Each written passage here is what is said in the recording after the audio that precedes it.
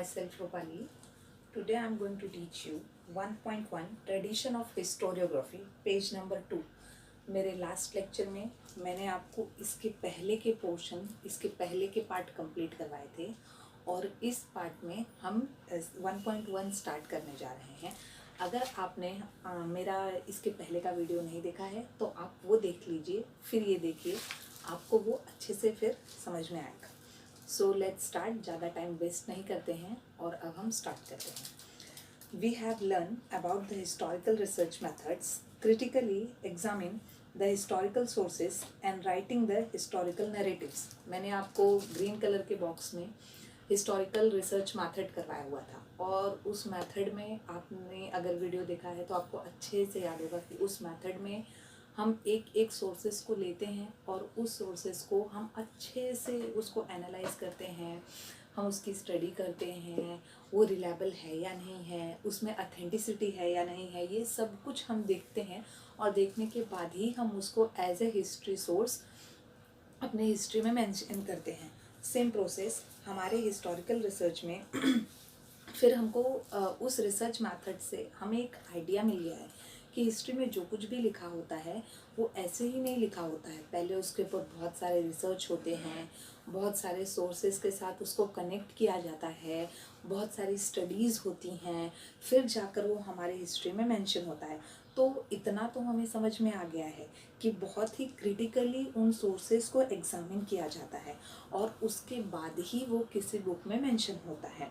The writing of critical historical narrative is known as historiography. जो मैंने अपने research में या फिर किसी भी पर्टिकुलर इंसान ने या फिर किसी भी पर्टिकुलर प्रोफेसर ने जो भी अपने रिसर्च में जो कुछ भी ढूंढा हुआ है, जो कुछ भी पर्टिकुलर टॉपिक लिया हुआ है और उसको अपने बुक में मेंशन किया हुआ है, वो उसको अपने बुक में वो प्रोफेसर, वो सर या फिर वो पर्टिकुलर आदमी अपने बुक में उसको कैसे मेंशन करता है. पहले वो बहुत सारे सोर्सेस को ढूंढता है, सोर्सेस को ढूंढने के बाद वो उसके ऊपर अच्छे से उसको एनालाइज करता है. एनालाइज करने के बाद उसकी अथेंटिसिटी देखी जाती है, वो रिलायबल है या नहीं है, ये सब कुछ देखा जाता है. देखने के बाद ये सब कुछ अच्छे से एग्जामिन करने के बाद वो अपने बुक में जो लिखता है वो उसका नैरेटिव होता है और इसी राइटिंग को हम क्रिटिकल हिस्टोरिकल नैरेटिव बोलते हैं और यही हमारा हिस्टोरियोग्राफी कहलाता है. The writing of critical historical narrative is known as historiography. History लिखने का method, how to write history is known as historiography. अगर आपको आंसर इन वन सेंटेंस आता है व्हाट इज़ हिस्टोरियोग्राफी तो आप इजीली लिख सकते हैं the writing of critical historical narrative is known as historiography. Historiography में आपको एक बार फिर बताती हूँ. एक प्रोफेसर है या फिर एक सर है या फिर कोई भी एक पर्टिकुलर आदमी है, वो रिसर्च करता है. रिसर्च करने के बाद वो सोर्सेस लेता है, सोर्सेस लेने के बाद उसको एनालाइज करता है, रिलायबल है या नहीं है, ये सब कुछ ढूंढता है. सब कुछ मेथड कंप्लीट हो जाने के बाद जब वो जो कुछ भी समझता है और उसको एक पर्टिकुलर बुक में मेंशन करता है तो वो उसका राइटिंग होता है, वो उसके राइटिंग सोर्सेस होते हैं और वो जो राइटिंग उसने की है अपने उस बुक में वही हिस्टोरियोग्राफी कहलाता है. ठीक है. इसीलिए यहाँ पर लिखा है the writing of critical historical narrative is known as historiography. जो भी उस बुक को लिख रहा है, जो कुछ भी लिखा जा रहा है वो तो हिस्टोरियोग्राफी है. जो उस बुक को लिख रहा है वो हिस्टोरियन कहलाता है. ओके. जो कुछ भी बुक में लिखा जा रहा है वो हिस्टोरियोग्राफी है और जो उस बुक को लिख रहा है वो हिस्टोरियन है. ठीक है. मैं एक और बार बोलती हूँ. बुक में रिसर्च के बाद, सोर्सेस को ढूंढकर लिखकर रिसर्च के बाद जो कुछ भी लिखा जाता है एक पर्टिकुलर बुक में वो हिस्टोरियोग्राफी. जो लिख रहा है वो हिस्टोरियन. ओके.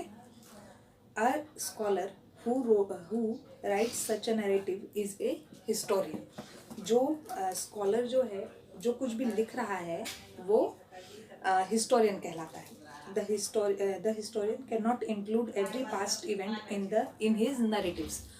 हर हिस्टोरियन, हर पर्टिकुलर आदमी पूरी की पूरी हिस्ट्री को कवर अप नहीं कर सकता है. ठीक है. हर हिस्ट्री को वो कवर अप, हिस्ट्री हमारी बहुत बड़ी है, एंशिएंट इंडिया से लेके मॉडर्न एरा तक. हर हिस्टोरियन हर टॉपिक को कवर अप नहीं कर सकता। फॉर एग्जांपल, आप 6 स्टैंडर्ड में ही अपनी पूरी हिस्ट्री नहीं कर ली है। मैंने आपको फर्स्ट लेक्चर में ही बताया था, आपने ancient India, medieval India, modern India, post modern India किया हुआ है, तो आपने 6 स्टैंडर्ड में ही सब कुछ नहीं कर लिया ना। Ancient to post modern era, ये आपने 6 स्टैंडर्ड में ही नहीं कर लिया था, आपने स्टेप बाय स्टेप किया हुआ है। वैसे ही हमारे हिस्टोरियंस भी होते हैं, वो एक पर्टिकुलर टाइम को चूज़ करते हैं और उस पर्टिकुलर टाइमलाइन को चूज़ करने के बाद उसके ऊपर ही रिसर्च करते हैं। वो हर इवेंट को इंक्लूड नहीं करते हैं।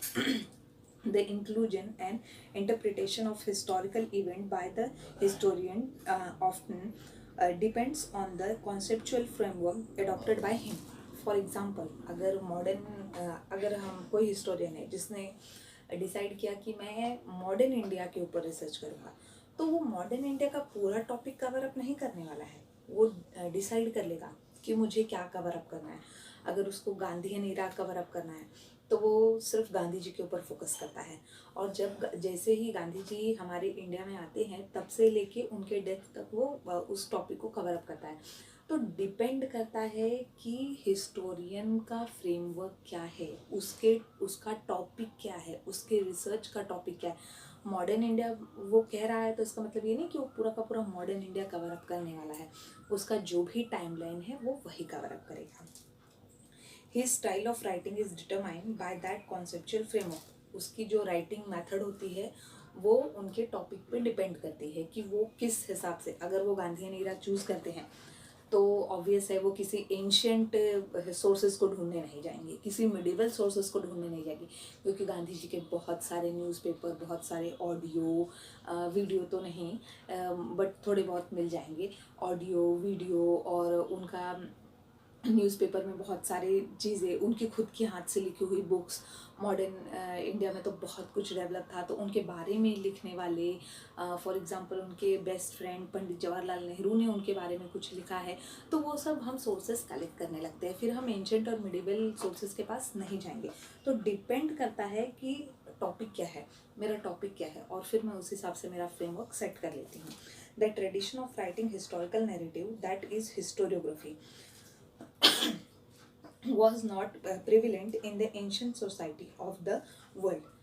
जैसा कि हमारे मॉडर्न इंडिया में हमने हिस्ट्री के सोर्सेज बताए, मैंने आपको हिस्ट्री के सोर्सेज बताए कि ऑडियो है, वीडियो है, न्यूज़पेपर है, बुक्स हैं, इवन कई बार तो मतलब लोगों के इंटरव्यू भी मिल जाया करते हैं। लेकिन हमारी एंशियंट इंडिया का मेथड ऐसा नहीं है। एंशियंट इंडिया का मेथड थोड़ा सा डिफरेंट है, थोड़ा सा नहीं, एक्चुअली बहुत ज़्यादा डिफरेंट है। हमारी एंशियंट इंडिया में भी हिस्टोरियोग्राफी थी, लेकिन जैसे मॉडर्न इंडिया की हिस्टोरियोग्राफी है वैसी नहीं थी।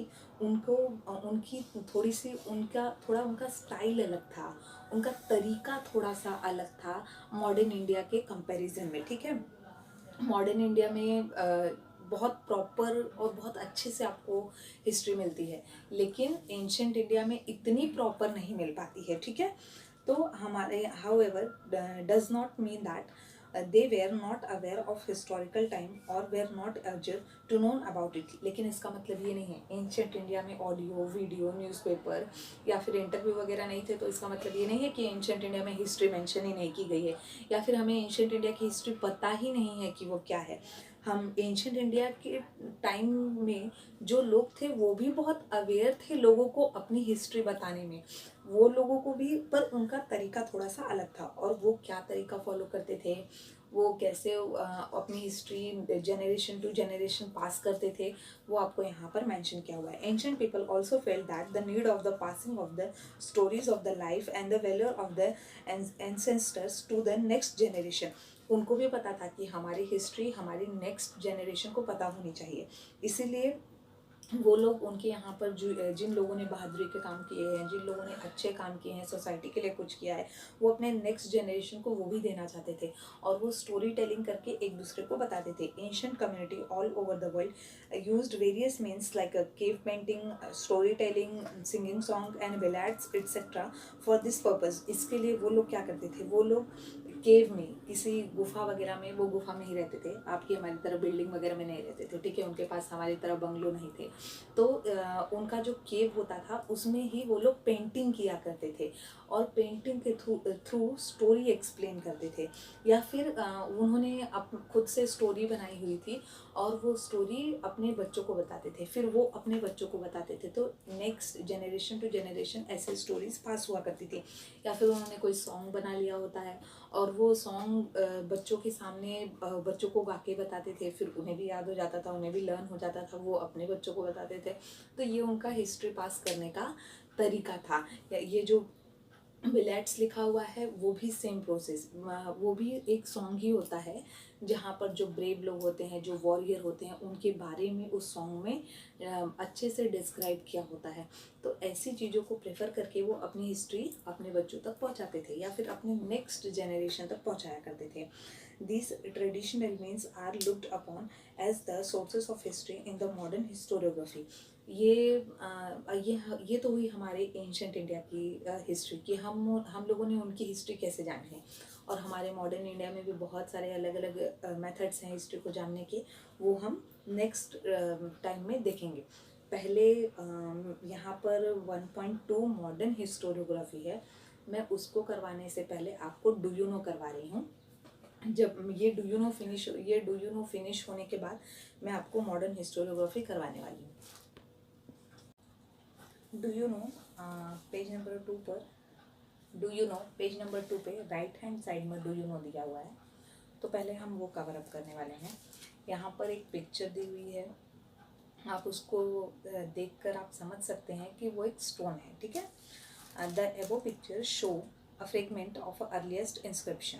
ये जो पिक्चर है वो आपको बहुत पुराना या फिर अर्लीस्ट इंस्क्रिप्शन दिखाई दे रहा है।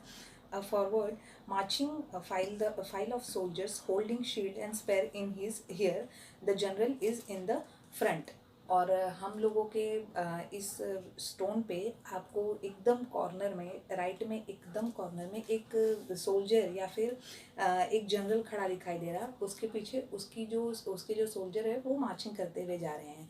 तो हमें इस स्टोन से ये समझ में आता है कि एंशंट इंडिया में जब कहीं पर फाइट होती थी तो वो लोग स्पेयर और शील्ड वगैरह लेकर फाइट करने जाते थे। तो मैंने आपको बताया था कि हिस्ट्री एंशंट इंडिया में हिस्ट्री केव पर या फिर कोई पेंटिंग के थ्रू बताई जाती है। तो देखिए ये जो स्टोन है, ये स्टोन आपको बता रही है कि हाँ इस टाइम पे कोई बैटल या फिर कोई फाइट हो रही थी जहाँ पर जनरल जो है वो अपने सोल्जर्स के साथ रेडी होकर फाइट करने जा रहा है। The tradition of recording historical events can be traced back to Sumer civilization in the Mesopotamia. ये जो स्टोन है, ये स्टोन समर सिविलाइजेशन मेसोपोटामिया से बिलोंग करता है। मेसोपोटामिया अभी करंटली इजिप्ट में आता है। जैसे कि हमारा एंशंट सिविलाइजेशन है जिसमें आपने अच्छे से सुना होगा, Indus valley civilization. Indus valley civilization India और पाकिस्तान के बीच में लोकेट करता है। पहले वो इंडिया में ही लोकेट करता था, लेकिन पार्टीशन के बाद ज़्यादा से ज़्यादा पोर्शन पाकिस्तान में जाके पहुंच गया। तो अभी वो पाकिस्तान और इंडिया के बीच में लोकेट करता है। तो वैसे ही यहाँ पर समर सिविलाइजेशन था, इजिप्ट में समर सिविलाइजेशन था। वो समर सिविलाइजेशन से ये स्टोन आया हुआ है। The name of Sumerian king and the story of the battle fought bye them have seen preserve in a various inscription. और इसी टाइम पे एक सुमेरियन किंग थे और उन्होंने अपने सोल्जर्स के साथ वो फाइट करने के लिए जा रहे थे, और इस फाइटिंग को उन्होंने बहुत सारे इंस्क्रिप्शंस के थ्रू मेंशन किया हुआ है। The earliest inscription shown above, और उनका अर्लीस्ट उनमें से ही जहाँ पर उन्होंने जो कुछ भी मेंशन किया हुआ है उनमें से ही एक अर्लीस्ट इंस्क्रिप्शन आपको यहाँ पर दिया हुआ है। that dates back to 4500 BCE। और ये जो इंस्क्रिप्शन है इसकी डेट हमारे हिस्टोरियंस ने या फिर हमारे जो एक्सपर्ट्स हैं उन लोगों ने इसकी date 4500 BCE before common era decide की हुई है। It recorded a battle fought between the two kingdom. Obvious है, दो किंगडम के बीच में फाइट हो रही है। It is now display at the Louvre museum in the France. France के एक म्यूजियम में इसको अभी रखा हुआ है, एक अर्लीस्ट इंस्क्रिप्शन बोलकर। जैसे एंशंट इंडिया में आपको मॉडर्न इंडिया में अगर हिस्ट्री जाननी है तो आप बहुत सारे books, audio, video, newspaper refer करना चाहोगे। तो अगर हम एंशंट इंडिया की हिस्ट्री जानना चाहते हैं तो हम ऐसे म्यूजियम्स में जाकर ऐसे इंस्क्रिप्शंस, कॉइन्स को प्रेफर कर सकते हैं और वहाँ पर हम हिस्ट्री देख सकते हैं। अब आता है हमारा 1.2 modern historiography, the 4 main characteristic of modern historiography. हम मॉडर्न हिस्टोरियोग्राफी थोड़ी सी अलग है, उसको प्रूव करने का तरीका थोड़ा सा अलग है। तो मॉडर्न हिस्टोरियोग्राफी के 4 मेन मैथड्स हैं। First, it is method is based on scientific principle. हमारी जो मॉडर्न हिस्टोरियोग्राफी है वो साइंटिफिक प्रिंसिपल्स पे बेस्ड है। कोई भी अजम्पशन या फिर कोई भी डिवाइन पावर यहाँ पर वैल्यू नहीं रखता है। It begin with the formation of a relevant question. Scientific proof या फिर साइंटिफिक मेथड, ये जो वर्ड है ये तब प्रूफ होता है जब आपके हर क्वेश्चन का आंसर मिल जाए, ठीक है। अगर आपको कोई कुछ भी कहता है, अगर आपको घर में किसी चीज़ के लिए मना किया जाता है तो आप उसके लिए 100 क्वेश्चन पूछते हो, बराबर है। अगर आपको कहा जाता है कि आप आप झूठ नहीं बोलना तो आप उसके लिए 50 क्वेश्चन पूछते हो अपनी मम्मी से। झूठ बोलने से क्या होता है, नहीं बोलेंगे तो क्या होगा, क्यों नहीं बोलना चाहिए, किस लिए नहीं बोलना चाहिए, किसने कहा था, क्या होगा, ऐसे आप हज़ारों क्वेश्चन करते हो। तो जब आप मम्मी आपके सारे क्वेश्चन के आंसर्स दे देती है तो आप डिसाइड कर लेते हो कि हाँ मम्मी सही कह रही है। लेकिन जब मम्मी आपके क्वेश्चन के आंसर्स नहीं देती है तो आप बोलते हो कुछ नहीं होता है, हम करेंगे, ठीक है। तो ये क्या है, आप सेटिस्फाइड नहीं हुए हो, इसलिए आप उनकी बात से एग्री नहीं हो, आप उनकी बात नहीं मान रहे हो या फिर उन्हें फॉलो नहीं कर रहे हो। लेकिन जब आप सेटिस्फाइड हो जाते हो तो फिर आप उस काम को नहीं करते हो। बिल्कुल ऐसे ही हमारे हिस्ट्री में भी, हमारा हिस्ट्री साइंटिफिक प्रिंसिपल को, मॉडर्न हिस्टोरियोग्राफी में साइंटिफिक प्रिंसिपल्स को अडॉप्ट किया गया, क्योंकि बहुत सारे क्वेश्चंस आते थे और जितने क्वेश्चन आते थे उन सब के आंसर्स दिए जाते थे, इसीलिए हमारी हिस्ट्री भी एक साइंटिफिक प्रिंसिपल पर बेस्ड हुई। Second, this question are anthropocentric. हमारे जो हिस्ट्री के क्वेश्चंस होते हैं, एंथ्रोपोलॉजी वर्ड का मीनिंग होता है, यहाँ पर एंथ्रोपोसेंट्रिक दिया है तो मैं वो वर्ड आपको एक्सप्लेन कर रही हूँ। एंथ्रोपोलॉजी वर्ड का मीनिंग होता है ह्यूमन बीइंग की हिस्ट्री, उनका ओरिजिन कहाँ से हुआ, उनका डेवलपमेंट कैसे हुआ, उन्होंने डेवलप करते करते वो कहाँ तक आए, ये एंथ्रोपोलॉजी कहलाता है। तो ये जो अप्रोच है, एंथ्रोपोलॉजी का जो अप्रोच है वो एंथ्रोपोसेंट्रिक कहलाता है, ठीक है। It means that these questions are about the date of the member of the ancient human society of the particular period. इसका मतलब ये है कि हमारे इंडिया में या फिर किसी भी, कहीं पर भी, किसी भी कंट्री में जो ह्यूमन बीइंग होते हैं, उन लोगों के द्वारा किए गए काम, उन लोगों ने जो काम किए होते हैं किसी भी पर्टिकुलर पीरियड में, वो एंथ्रोपोसेंट्रिक कहलाता है। History does not suggest any inter relation between the divine and human deeds. एक बात हमेशा याद रखना, हमारे मॉडर्न हिस्टोरियोग्राफी में किसी भी डिवाइन पावर को, किसी भी भगवान या गॉड के पावर को वैल्यू नहीं है, या फिर हिस्ट्री किसी भी गॉड पावर को वैल्यू नहीं देती है। जो ह्यूमन डेट्स होते हैं, मनुष्य के द्वारा किए गए जो कर्म होते हैं, वही हिस्ट्री कहलाती है। पहले फॉर एग्ज़ाम्पल, जैसे आपने सुना होगा कि वो राजा था, उसके पास भगवान का पावर था, वो जादू कर सकता था, उसको भगवान ने ताकत दी, वो भगवान के जैसा था। तो ये हमारी हिस्ट्री बिलीव नहीं करती है। हमारी हिस्ट्री हमेशा ह्यूमन डेट्स, मनुष्य के द्वारा किए गए कामों पर ही विश्वास रखती है। फॉर एग्ज़ाम्पल, मैं आपको बहुत अच्छा एग्जांपल देती हूँ। आपको पता है, आप का सबसे पुराना इतिहास आपका रामायण और आपका महाभारत है, लेकिन हमारे रामायण और हमारे महाभारत को हमारे हिस्ट्री में कोई भी वैल्यू नहीं है, क्योंकि रामायण और महाभारत में बार बार ये मेंशन किया जाता है कि जो राम थे वो गॉड थे, उनके पास गॉड का पावर था, वो डिवाइन थे, उनके पास डिवाइन पावर था। फिर आप अगर महाभारत देखते हो तो आप वहाँ पर बहुत सारे लोगों को देखते हो, बहुत सारे किंग्स थे, और वो जो किंग होते हैं, स्पेशली कृष्णा, उनको गॉड की वैल्यू दी गई है। तो इसीलिए रामायण और महाभारत को, क्योंकि उसमें कोई ह्यूमन डेड नहीं दिखता है, उसमें मनुष्य के कोई काम दिखाई नहीं देते, इसीलिए हमारे रामायण और महाभारत को हमारे हिस्ट्री में उसको as a history source mention नहीं किया जाता है। हमारे हिस्ट्री में उसको कोई भी वैल्यू नहीं है। हमारी हिस्ट्री जब स्टार्ट होती है तो इंडस वैली सिविलाइजेशन यानी हड़प्पा एंड मोहनजोदारो से स्टार्ट होती है। रामायण महाभारत से स्टार्ट नहीं होती है, क्योंकि उसमें डिवाइन पावर्स है, ह्यूमन डेड नहीं है, इसीलिए। Third, answer to this question are supported by the reliable evidence. जो भी आंसर, आप मुझसे कुछ भी क्वेश्चन पूछते हो मेरे रिसर्च पे, मैं आपको जो भी आंसर देती हूँ, आंसर देने के बाद मेरे पास उसे प्रूफ करने के लिए एक रिलायबल सोर्स भी, रिलायबल मतलब सच्चाई, ठीक है, एक रिलायबल सोर्स भी होना चाहिए। फॉर एग्ज़ाम्पल, मैंने कहा कि जो हमारे अशोका द ग्रेट थे, उनके टाइम पे फूड शॉर्टेज हो गया था।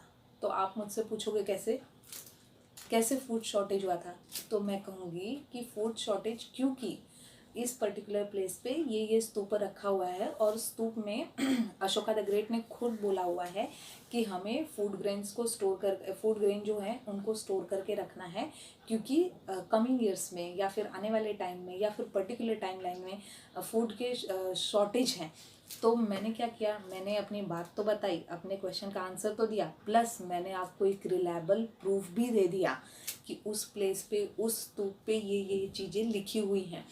तो जब मैं अपने क्वेश्चन का आंसर देती हूँ प्लस उसके साथ में आपको रिलायबल सोर्स भी दिखाती हूँ, तो ही वो वैल्यू रखता है, अदरवाइज़ वो वैल्यू रखने वाला नहीं है। आपने मुझे कुछ क्वेश्चन किया और मैं आपको ऐसे ही कुछ भी आंसर दे दूँ और फिर मैं कह दूँ कि ये सच है, तो ये वैल्यू नहीं रखता है हमारी हिस्ट्री में।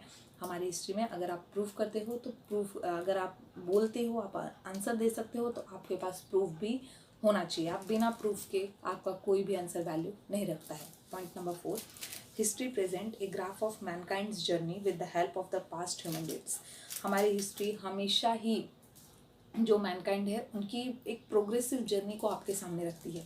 हमने कहाँ से स्टार्ट किया था और कहाँ तक पहुँच गए हैं, वो हमारी हिस्ट्री हमको बताती है। हमारे ह्यूमन डेट्स के थ्रू हमने क्या क्या किया था, डिवाइन पावर नहीं, हाँ, ह्यूमन डेट्स के थ्रू हमने क्या क्या किया था, वो एक ग्राफ शो करती है। फॉर एग्जांपल, आपको पता होगा पहले इंसान बंदर जैसा था, पहले वो 4 हाथ और पैर दोनों के थ्रू चलता था, धीरे धीरे वो खड़ा हो गया, फिर धीरे धीरे बहुत सारे रेवोल्यूशंस होने लगे। आज आप देख रहे हो कि आज का वर्ल्ड कैसा है। तो ये क्या है, ये एक प्रोग्रेसिव है, और ये जो प्रोग्रेसिव पार्ट होता है हमारी हिस्ट्री हमको यही शो करती है। It is said that the modern historiography with the above characteristic has its root in the ancient Greek historical writing. हमारी जो मॉडर्न हिस्टोरियोग्राफी है वो ये जो कैरेक्टरिस्टिक्स दिए हुए हैं ये बहुत वैल्यू रखते हैं उसके लिए, अगर हम मॉडर्न हिस्टोरियोग्राफी को फॉलो करते हैं तो। वैसे तो हमारी मॉडर्न हिस्टोरियोग्राफी एंशियंट टाइमलाइन से ही रूटेड है, वहाँ से ही बिलोंग करती है। और ये जो एंशियंट हिस्ट्री है ये फर्स्ट लिखने का मेथड या फिर हिस्ट्री को वैल्यू देने का काम ग्रीक सिविलाइजेशन ने किया था। ग्रीक के जो हिस्टोरियंस थे, वहाँ के जो लोग थे, उन लोगों ने इसको वैल्यू देने का काम किया। और हिस्ट्री ये जो वर्ड है ये भी ग्रीक का ही वर्ड है, ग्रीक टर्म से ही ये बिलोंग करता है। हिस्ट्री वर्ड ग्रीक टर्म से ही बिलोंग करता है। Herodotus, Herodotus is the father of history. मैं आपको बता दूं, इस बुक में मेंशन नहीं है इसलिए मैं आपको बता रही हूँ। Herodotus the Greek of historian of the 5th century BCE used his first for his book title the histories. Herodotus जो थे उन्होंने अपनी बुक लिखी और 5th century BE में यानी बिफोर कॉमन एरा उन्होंने एक बुक लिखी और अपने बुक का टाइटल दिया द हिज स्टोरीज। तो ये जो हिस्ट्री है ये टर्म ग्रीक से ही बिलोंग करता है, और हीरोडोटस फादर ऑफ हिस्ट्री हैं। मैं आपको फिर मेंशन कर दूँ, Herodotus is the father of history. यहाँ से ये टर्म स्टार्ट हुआ है। 1.3 the development of scientific prospective in the Europe and the historiography. First history लिखने का या फिर हिस्ट्री को प्रिजर्व करने का मेथड यूरोप में ही स्टार्ट हुआ था। तो यूरोप में वो मेथड कैसे स्टार्ट हुआ और वहाँ पर एक अलग से डिपार्टमेंट कैसे बना, उन लोगों ने हिस्ट्री को कैसे मेंशन किया, वो यहाँ पर आपको दिया हुआ है। Till the 18th century CE Europe had achieved A remarkable progress in the field of philosophy and science. 18th century common era में, कॉमन एरा तक हमारे जो यूरोप के लोग हैं उन लोगों को फिलोसॉफी और साइंस में बहुत अच्छा अचीवमेंट मिला था. Scholar by then had came to believe in the possibility of studying the social and historical truth by applying scientific method. जब उन लोगों ने फिलोसॉफी और साइंस में उनको बहुत अच्छा प्रोग्रेस मिला या फिर बहुत अच्छा अचीवमेंट मिला, इसके पहले तक हिस्ट्री को वैल्यू नहीं दी जाती थी. इसके पहले तक हिस्ट्री एक अजम्पशन बेसिस पे चला करती थी. मान लो ये हो गया, मान लो वो हो गया, ऐसा हुआ होगा, वैसा हुआ होगा, ऐसे ऐसे बोल बोल के हिस्ट्री चला करती थी. तब तक 18 सेंचुरी के पहले तक कोई भी प्रूफ नहीं था या फिर कोई भी मेथड नहीं थे या फिर किसी भी चीज़ों को रिलायबल है या अथेंटिसिटी है या नहीं है, किसी ने कुछ कह दिया तो उसको मान लिया गया. हिस्ट्री ऐसे ही चलती थी. लेकिन 18 सेंचुरी के बाद जैसे जैसे लोगों को एजुकेशन मिलता गया, जैसे जैसे साइंस डेवलप होता गया, फिलोसॉफीज़ डेवलप होती गई, वैसे वैसे लोगों को रियलाइज़ हुआ कि ये जो कहानियाँ हमें बताई जाती हैं, ये जो हमें बड़ी बड़ी बातें बताई जाती हैं, हमारे हिस्ट्री की जो ग्लोरी बताई जाती है, क्या ये सच में राइट है या फिर नहीं है. अगर ये राइट है तो इसका प्रूफ भी होगा, जैसे साइंटिफिक प्रूफ होते हैं, जैसे साइंस में आप चीज़ों को प्रूफ कर सकते हैं. अगर प्रूफ है तो वो कहाँ है, और हैं तो उसको हम लोगों के सामने कैसे ला सकते हैं, वो डिस्प्ले कैसे कर सकते हैं. इन सब चीज़ों पे सोचना स्टार्ट हुआ. और जब ये चीज़ें हमारी सोसाइटी में आई तब हमने हिस्ट्री को एक साइंटिफिक प्रिंसिपल में रखना शुरू किया. Now the philosophical discussion focused more and more on the objective of history and historiography. फिर धीरे धीरे इन सब चीज़ों को फोकस किया जाने लगा, डिस्कशन किए जाने लगे और हिस्ट्री और हिस्टोरियोग्राफी को वैल्यू दी जाने लगी. Period to the 18th century, all the European universities were interested only in the philosophical discourses revolving around the divine phenomenon. और इसके पहले 18th सेंचुरी के पहले तक जितनी भी यूरोपियन यूनिवर्सिटीज़ थे उनका सिर्फ यही मानना था कि जो हिस्ट्री है वो हर जगह पर डिवाइन फिनोमिनन है. डिवाइन फिनोमिनन यानी कि भगवान के द्वारा घटी गई घटनाएं जो भगवान करते हैं वो हिस्ट्री में होता है, वो इतिहास में होता है, ऐसा इनका मानना होता है. अजम्पशन पे ही चीज़ें चल रही थी हिस्ट्री में. However gradually this scenario begin to change. लेकिन जैसे जैसे लोग एजुकेटेड होने लगे, जैसे जैसे लोग साइंस को जानने लगे, वैसे वैसे ये जो सिनेरियो है, अजम्पशन पे चलने वाला जो सिनेरियो है, उसमें धीरे धीरे चेंजेस आने लगे. In 1737 CE, the Göttingen University was founded in Germany. This university, for the first time, had an independent department of history. Later, other German university also became the center of this center of historical studies. 1737 में Germany की university में first history department establish किया गया. आज तो हर जगह पर history department है, हर जगह पर हिस्ट्री का एक अलग डिपार्टमेंट होता है, वो स्कूल हो, कॉलेज हो, यूनिवर्सिटीज़ हों. इवन आप कहीं कहीं स्कूलों में भी देखते हैं कि हिस्ट्री डिपार्टमेंट होता है. ठीक है, तो पहले फर्स्ट 1737 में जर्मनी में हिस्ट्री डिपार्टमेंट अलग से इस्टेब्लिश किया गया. और ये जो यूनिवर्सिटी थी उसने एक independent department of history establish की थी. फिर धीरे धीरे इसके ऊपर हिस्टोरिकल रिसर्च होने लगे, धीरे धीरे मेथड्स में चेंजेस आने लगे और धीरे धीरे लोगों में चेंजेस आने लगे. हिस्ट्री को लोगों का हिस्ट्री की तरफ नज़रिया बदलने लगा, उनकी सोच बदलने लगी. क्योंकि पहले हिस्ट्री सिर्फ अजम्पशंस पे ही चला करती थी, ये बोल दो, वो बोल दो, वो बोल दो, ये अज्यूम कर दो, वो अज्यूम कर दो, तो हिस्ट्री थी. किसी भी किंग के बारे में कोई कुछ भी बोल देता था, वो इतना पावरफुल था, वो ऐसा था, वो वैसा था, तो वो चीज़ें हो जाया करती थी. लेकिन फिर धीरे धीरे इसमें चेंजेस आने लगे, धीरे धीरे लोगों ने अपने थॉट को बदलना चाहा और हिस्ट्री भी एक साइंटिफिक प्रिंसिपल पर आई. और हिस्ट्री में आज जो कुछ भी लिखा गया है वो ट्रू है, वो रिलायबल है, वो ऑथेंटिसिटी है उसमें. ये सब कुछ आपको इसलिए बताया जा रहा है क्योंकि आपको रियलाइज़ हो कि आप जो कुछ भी हिस्ट्री पढ़ते हैं वो अजम्पशन बेसिस नहीं है, वो झूठ नहीं है, ये सच है. और कितने सारे मेथड से गुजरने के बाद, कितने सारे स्टेप्स को फॉलो करने के बाद वो एक पर्टिकुलर लाइन आपके बुक में प्रिंट होती है. 1.3 कंप्लीट हुआ. 1.4 नोटेबल स्कॉलर्स, यानी कि यूरोप में जितने भी स्कॉलर्स थे जो वैसे तो स्कॉलर्स बहुत थे, लेकिन जो वैल्यूएबल थे या फिर जिन्होंने कुछ इंपॉर्टेंट काम किए थे, उसमें से कुछ नोटेबल स्कॉलर्स को हम यहाँ पर पढ़ने वाले हैं। Notable scholars, the contribution of many scholars are important in the development of historiography. बहुत सारे स्कॉलर्स थे जिनका बहुत अच्छा कंट्रीब्यूशन है हमारे हिस्टोरियोग्राफी को डेवलप करने के लिए। Let's have a look at the contribution of a few notable scholars. उसमें से कुछ स्कॉलर्स को हम यहाँ पर रीड करने वाले हैं। फर्स्ट है Rene Descartes. He was born 1596 and died 1650. Rene Descartes was the foremost among the scholars who insist on verifying the reliability of a historical document by critical examining them.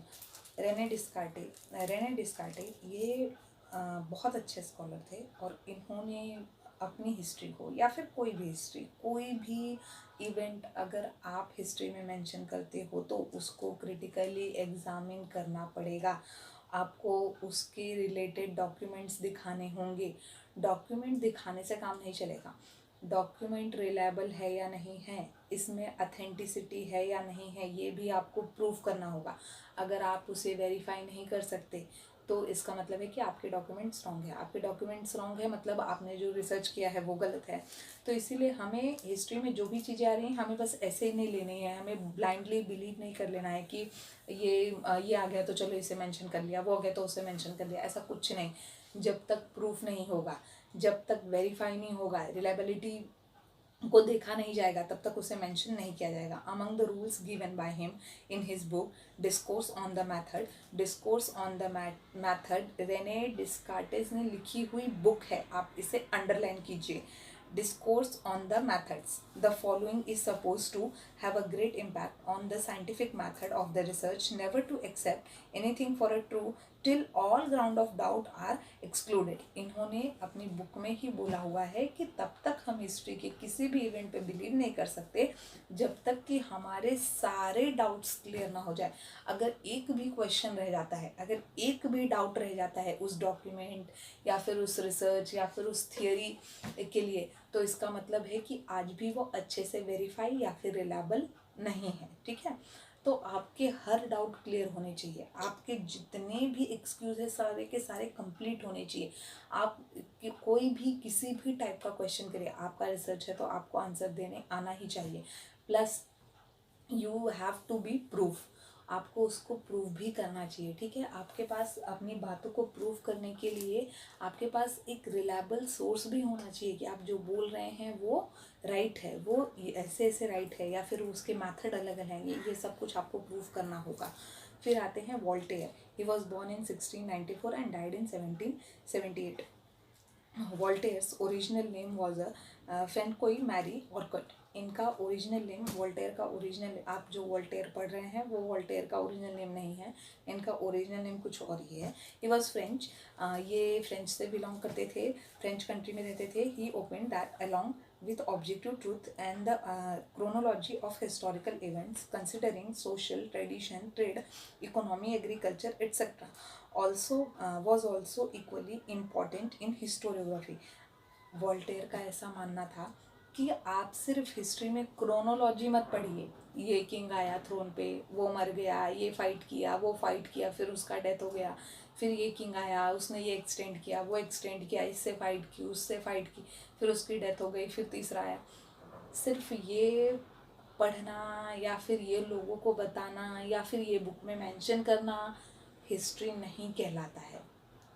जब आप बार बार कहते हो कि ये किंग बहुत अच्छा था, ये किंग बहुत अच्छा था, तो उस टाइम पे आपको ये भी बताना होगा कि किंग के टाइम पे उस वो जब किंग रूल करता था तो उस टाइम पे लोगों की सोशल कंडीशन क्या थी, उनके यहाँ पर कल्चर ट्रेडिशन कैसे थे, उनका ट्रेड कैसा था, उनकी इकोनॉमी कैसी थी, उनका एग्रीकल्चर कैसा था। अगर आपके टाइमलाइन में, किसी भी किंग के टाइमलाइन में अगर उनकी पब्लिक, उनका सब्जेक्ट खुश है उनसे, तो इसका मतलब है कि वो लीडर या फिर वो किंग बहुत अच्छा है। अगर वो बैटल पे बैटल किए जा रहा है, लोग मरते जा रहे हैं, सोल्जर्स मरते जा रहे हैं, उनका जो किंगडम है या फिर उनका जो एम्पायर है वो एक्सटेंड होते जा रहा है, लेकिन क्या फ़ायदा है, सोल्जर्स तो मरते जा रहे हैं, लोगों को खाने को नहीं मिल रहा है, उनका सोशल कंडीशन अच्छा नहीं है, उनका स्टैंडर्ड ऑफ लिविंग अच्छा नहीं है, तो ऐसी जीत का क्या फ़ायदा जहाँ पर कॉमन लोग खुश नहीं हैं। तो इसीलिए उस टाइम के किंग अच्छा है या बुरा तब प्रूफ होगा जब ये पता चलेगा कि उस टाइम की जो पब्लिक है, उनकी जो सब्जेक्ट है, वो कैसा सोचती है उस किंग के बारे में। ठीक है, फॉर एग्जांपल मैं अभी आपको देती हूँ। हमारे इंडिया में बहुत सारे लीडर्स हैं, लेकिन तब आप किसी भी लीडर को अच्छा बोलते हो जब वो पब्लिक के लिए कुछ करता है। अगर लीडर सिर्फ बॉर्डर को प्रोटेक्ट कर रहा है, अगर लीडर सिर्फ बहुत अच्छे अच्छे सोल्जर्स रख रहा है, बहुत अच्छे अच्छे जनरल्स रख रहा है, और वो इंडिया को कहीं और एक्सटेंड कर रहा है, इंडिया के पावर को पूरे वर्ल्ड में दिखा रहा है, लेकिन ना हमारे यहाँ पर लोगों को जॉब मिल रही है, ना एग्रीकल्चर अच्छा है, ना बेचारे फार्मर्स की डिमांड कंप्लीट हो रही है, ना लोगों का स्टैंडर्ड ऑफ लिविंग अच्छा है, लोग भूख से मर रहे हैं, तो क्या वो लीडर अच्छा है? नहीं अच्छा है। ठीक है, वो लीडर कुछ अच्छा नहीं है। तब आप यही बोलोगे ना, क्या फ़ायदा, कॉमन लोगों के लिए क्या किया है। सेम किंग का भी है, वो क्या एक्सटेंड कर रहा है, क्या नहीं एक्सटेंड कर रहा है, उससे नहीं फ़र्क पड़ता है। उसकी सब्जेक्ट कितने खुश है, उससे फ़र्क पड़ता है। ये भी एक वैल्यू रखता है। तो ये बात सबसे पहले वोल्टेयर ने कही थी कि इन चीज़ों को भी वैल्यू होनी चाहिए। It gives rise to the thought that understanding all the aspect of human life is important for history writing. King के लाइफ का हर पार्ट उसके सब्जेक्ट से रिलेटेड होना चाहिए। अगर किंग हर कल्चर को मानता है, हर रिलीजन को मानता है, तो इसका मतलब है कि उसके यहाँ पर जितनी भी पब्लिक है, उनके यहाँ पर कोई भी रिलीजन की पब्लिक आराम से रह सकती है। ठीक है, अगर वो एग्रीकल्चर के लिए जो फार्मर्स हैं उनको हेल्प करता है, उनको फंड प्रोवाइड करवाता है, तो वो अच्छी है। ठीक है, अगर वो ट्रेड में बिलीव करता है तो फिर वो किंग अच्छा है। वो सोल्जर्स को भी पे करता है, वो किंग अच्छा है। मैं आपको एक अच्छा एग्जांपल देती हूँ, जैसे कि हमारे शिवाजी महाराज ने सिर्फ एक्सटेंड करना स्टार्ट नहीं किया, उन्होंने अपने किंगडम को बहुत एक्सटेंड किया, और वो बहुत ही ब्रेव किंग थे। लेकिन जितना वो किंगडम एक्सटेंड करते थे, उतना ही अपनी पब्लिक पे भी ध्यान देते थे। आपने कई बार उनके ट्रेड के बारे में आपने सुना होगा कि उन्होंने नेवी शिप्स को बिल्डअप करना स्टार्ट करके ट्रेड, हमारे इंडिया से दूसरे कंट्रीज़ के साथ ट्रेड करना स्टार्ट किया। उनको जब रियलाइज़ हुआ कि हमारे यहाँ पर नमक बहुत महंगा है और उसको कॉमन लोग खरीद नहीं पा रहे हैं, तो उन्होंने खुद नमक प्रोड्यूस करने का काम स्टार्ट करवाया। तो ये सारी चीज़ें क्या है, ये पब्लिक के वेलफेयर के, वो जो फार्मर्स होते थे उनको फंड भी प्रोवाइड करवाते थे, फार्मर्स को जो है उनका ख्याल रखते थे। अगर कभी उनके किंगडम के ऊपर कोई अटैक करता था, तो शिवाजी महाराज सबसे पहले अपने सोल्जर्स को ये सिखाते थे, ये समझाते थे कि गांव में जितने भी फार्मर्स हैं और उनकी जितने भी एग्रीकल्चरल फील्ड हैं, उनको कोई भी नुकसान नहीं होना चाहिए, क्योंकि जो फार्मर्स हैं उनका पूरा का पूरा साल उसी फार्मिंग पे डिपेंड है, और अगर उनके फूड ग्रेन्स ख़राब हो जाते हैं तो वो पूरे साल क्या खाएंगे। इसीलिए सबसे पहले एग्रीकल्चर फील्ड और विलेज में जो लोग रहते थे उनको प्रोटेक्ट किया जाता था। तो इससे क्या पता चलता है कि शिवाजी महाराज सिर्फ अपने एक्सटेंट को वैल्यू नहीं देते थे, वो अपने पब्लिक को, उनके काम को, उनके कॉमन लाइफ को भी वैल्यू दिया करते थे। तो ये उनकी अच्छाई को बताता है। इससे समझ में आता है कि उनके टाइम पे या फिर उनके टाइमलाइन में पब्लिक कितनी खुश रही होगी या फिर कितनी सेटिस्फाइड रही होगी अपने किंग से। तो ऐसे ही हमारे वोल्टेयर भी चाहते थे कि ये सब कुछ मेंशन किया जाए। आज मैं ये सब कुछ आपको इसलिए बता सकती हूँ शिवाजी महाराज के बारे में, क्योंकि कभी वोल्टेयर ने कहा था कि सोशल, कल्चरल, ट्रेडिशनल, ट्रेड, ये सब कुछ मेंशन होना चाहिए, तब मैं आपको शिवाजी का एग्जांपल दे पा रही हूँ। अगर इन्होंने ये मेंशन नहीं किया होता तो मैं आपको एग्जांपल नहीं दे सकती थी। It gives rise to the taught that understanding all aspect of human life is important for history writing. Thus, it is said that Voltaire was the founder of modern historiography. इसीलिए कहा जाता है कि Voltaire जो हैं वो founder of modern historiography हैं। Mind कर लीजिए और आप इसे अंडरलाइन भी कीजिए। Founder of modern Voltaire was the founder of modern historiography. ये जो लाइन है वो अंडरलाइन कीजिए। Voltaire was the founder of the modern historiography. इसीलिए वोल्टेयर को मॉडर्न हिस्टोरियोग्राफी का फाउंडर कहा जाता है, क्योंकि उन्होंने एक रेवोल्यूशन ही ला दिया। क्रोनोलॉजी पढ़ना या फिर इवेंट्स को पढ़ना, battle, extent, fight, soldier, marching, ये सब अपनी जगह, लेकिन कॉमन लाइफ, उनका स्टैंडर्ड ऑफ लिविंग, उनकी सोच, उनका सेटिस्फेक्शन, ये सब कुछ भी बहुत बहुत वैल्यू रखता है। और ये जो सब कुछ वैल्यू रखता है, ये हमारे दिमाग में लाने का काम किसने किया है? ये हमारे दिमाग में लाने का काम वोल्टेयर ने किया है। और तब से हिस्ट्री को अपना एक नया वे मिल गया, और हिस्ट्री को अपना एक नया तरीका मिल गया, जिससे कॉमन लोगों को भी वैल्यू देना शुरू हुआ। हिस्ट्री ऐसा था कि पहले हिस्ट्री में सिर्फ किंग्स की हिस्ट्री लिखी जाती थी, उनकी फैमिली की भी हिस्ट्री मेंशन नहीं करते थे किंग, और बहुत ज़्यादा तो उनके किंगडम के बारे में थोड़ा बहुत मेंशन कर दिया करते थे, और थोड़ा सा उनकी फैमिली बैकग्राउंड को मेंशन करते थे। अदरवाइज सब किंग के बारे में ही मेंशन करते थे। इवन उनके बिहेव के बारे में भी मेंशन नहीं किया जाता था। सिर्फ उनका नेचर ऑफ बिहेव भी कहीं पर भी मेंशन नहीं किया जाता था कि वो कैसे थे कैसे नहीं थे। बस उनकी आइडियोलॉजी, उनकी फ़िलोसफी, उनका अम्पायर, उनका किंगडम, उनका एक्सटेंट, उनकी फ़ाइट, वो किससे फ्रेंडशिप रखते थे, कौन उनका एनिमी था, वो कहाँ ट्रैवल करने गए थे, कैसे ट्रैवल करने गए थे, ये सब कुछ मेंशन किया जाता था। बाकी उनके जो पब्लिक है, उनकी जो सब्जेक्ट है, उनको कभी मेंशन नहीं किया जाता था।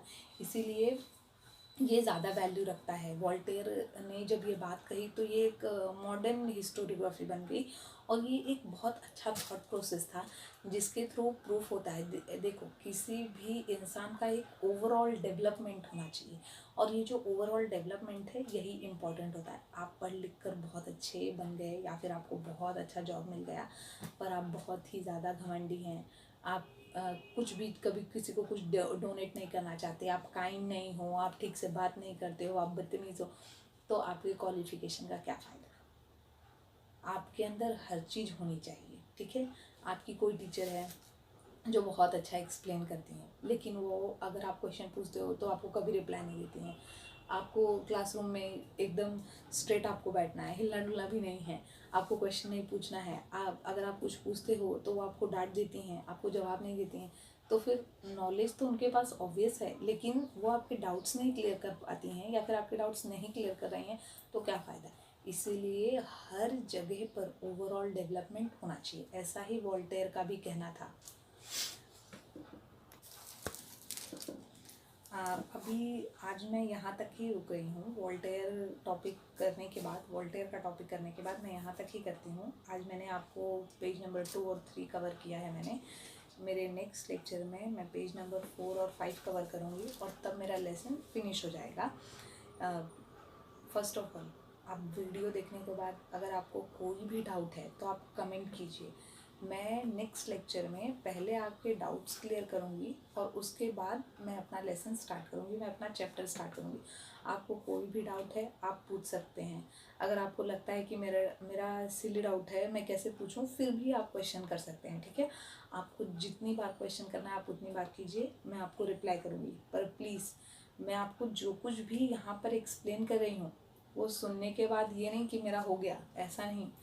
मैं जब आपको जो कुछ भी एक्सप्लेन करती हूँ, आप उसको रीड कीजिए। आप उसको रीड करने के बाद आपको जो भी क्वेश्चन है, जो भी डाउट है, आपको जो सेंटेंस नहीं क्लियर है, या फिर आपको कुछ वर्ड्स के मीनिंग नहीं आ रहे हैं, या फिर आप इसको इंटरकनेक्टेड नहीं कर पा रहे हैं, तो आप मुझसे पूछ सकते हैं। और आप मुझसे पूछने के बाद मैं आपके डाउट नेक्स्ट वीडियो में क्लियर कर दूँगी। आज हम यहीं तक कर रहे हैं, नेक्स्ट लेक्चर में मेरा ये लेसन कंप्लीट हो जाएगा। Thanks for watching.